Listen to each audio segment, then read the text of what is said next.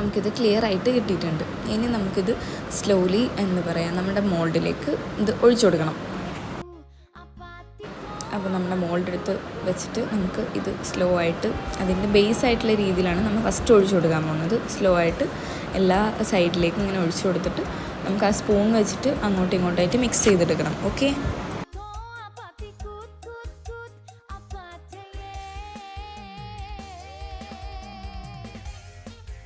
ഞാനിപ്പോൾ ജസ്റ്റ് ഇതൊന്ന് ടാപ്പ് ചെയ്ത് കൊടുക്കുന്നുണ്ട്. കാരണം അതെല്ലാ ഏരിയയിലേക്കൊന്ന് സെറ്റായിട്ടിരിക്കാൻ വേണ്ടിയിട്ട് ജസ്റ്റ് ഒന്ന് ടാപ്പ് ചെയ്ത് കൊടുക്കുന്നുണ്ട്. അപ്പോൾ നമ്മൾ ഇതിൽ ഗോൾഡൻ ഫ്ലേക്സ് ഉണ്ടല്ലോ, ഇതാണ് നമ്മൾ ബേസിലായിട്ട് നൈസായിട്ട് യൂസ് ചെയ്യുന്നത്. അപ്പം കുറച്ച് റെസിൻ എടുത്തിട്ട് അതിലേക്ക് ഇത് പ്ലേസ് ചെയ്തിട്ട് നല്ലോണം മിക്സ് ചെയ്ത് കൊടുക്കണം. മിക്സ് ചെയ്ത് ഇങ്ങനെ പൊടിയായിട്ടുള്ള രീതി വരും.